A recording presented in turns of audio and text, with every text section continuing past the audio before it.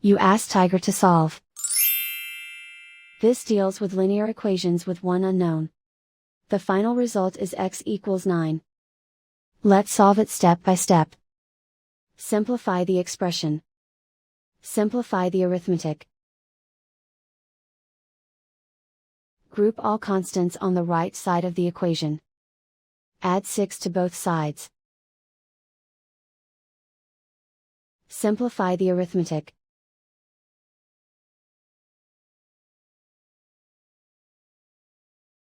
Isolate the x.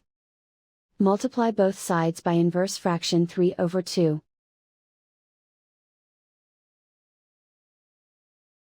Group like terms. Multiply the coefficients.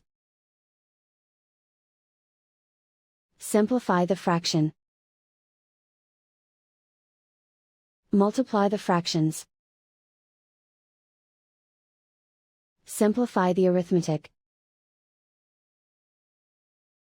And so the final result is x equals 9.